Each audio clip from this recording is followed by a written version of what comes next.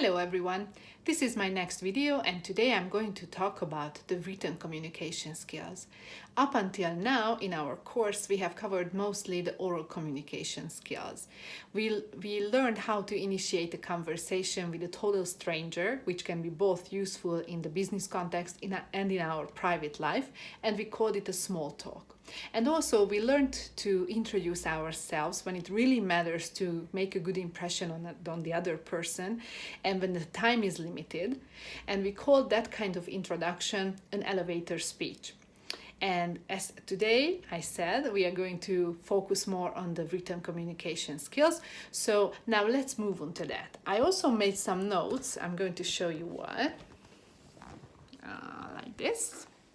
Over there. So I'm going to move there because it gives me a little help to give this presentation after this really long day. So hopefully you will be able to see it, but it's more important for me. So as I said, oral and written communication. Oh, I also forgot to say that this is going to be a blended learning, which means that you are going to watch this video and also you are going to see in the Moodle system the written form of this presentation in a PPT presentation. And also we are going to meet in a Zoom meeting, so we will have the chance to actually meet personally and discuss the topic. So this is a kind of blended learning that I was talking about.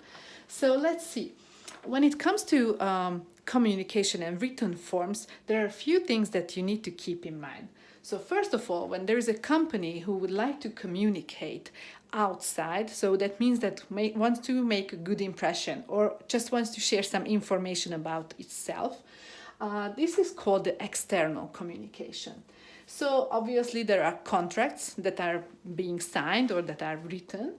Also there are advertisement, brochures, emails, definitely, all kinds of official letters. There is social media.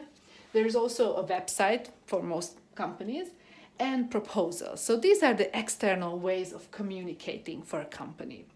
But also there is internal communication within the company. So when people are writing memos to each other, contracts within the company, of course, this can be important, job descriptions, employee manuals, and so on. These are all very important. And just one more thing that came to my mind that I want to share with you. It's very important that we have to talk about CVs and motivational letters, but it's also in the Moodle system, so you are going to find that over there. I attached 2 readings about motivational letters and CVs, so please check that out. Make sure that you check that out. Okay, so now we made it clear that there are external and internal ways of written communications. Yes. Now let's see what are the advantages and what are the disadvantages of written communication. Let's start with the negatives, okay? So first of all, we can say that it's time consuming because yes, it takes time to write down the things that we want to communicate with others. Also, the workload can be a little bit higher because that means that for every information that you want to share, you have to sit down, you have to really collect the right words and build those sentences. It's a little bit more expensive because you have to count the paper, the mail, and also the toner. So this is more expensive. And also because of environmental sustainability, people are trying to eliminate this kind of printed out material as much as possible. And also, yes, it's less personal because imagine it's very different to have a conversation with someone. For example, when you have a problem and you have a complaint, it's better, well, for some, to talk to a person as opposed to write a letter to a person because you won't get the feedback right away for sure because you need to wait for that. But anyway, so these are the disadvantages. Now let's look at the advantages of the written communication skills. So, you can be more precise. Yes, this is definitely something that is on the positive side of written communication because then it means that you can sit down, you can proofread it, you can correct the mistakes, so you can go back to it. And also there is a physical evidence. Let's imagine that you are maybe making an agreement with someone. It's much better to have that kind of physical evidence. You can also refer back to it anytime. You can find in your records. And also it can enhance the company's image if it's used well. So these are the positive and the negative sides of, or advantages and disadvantages of this kind of communication. I also collected a few tips here, do's and don'ts, what to do and what not to do when you are communicating in a written form. So let's start with the don'ts again. Let's start with the negative things. So we will continue with the positive, so we will remember that. Okay. The first one is that please don't do these kind of things. So avoid the jargon. The jargon, that means the language that are being used for very specific reasons. So when you are in a specific field, it can be anything. It can be science, it can be any field. If you use the jargon, that means that simple, normal, everyday people won't understand that. So please don't do that. Also, try to avoid long and complicated sentences, because nobody really wants to try to figure it out what you really wanted to say in the beginning. Okay, one more thing, just a tip, be careful of gender usage. Instead of his and her, use their, use the plural version of that. So definitely you are not going to hurt anybody. Okay, and try to avoid the negative tone. So instead of problem, delay, fail, etc., try to use a more positive language. So that will lead us into the do's, what to do.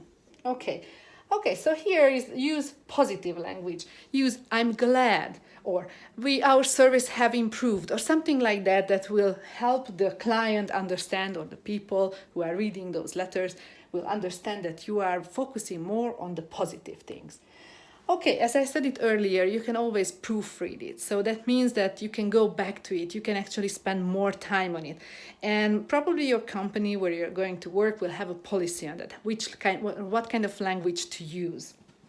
Okay, it's also important to be simple and specific. I think we have talked about it already. Why is it important to be more specific? But here too, try to be simple, specific, and try to be friendly and polite. This is very important.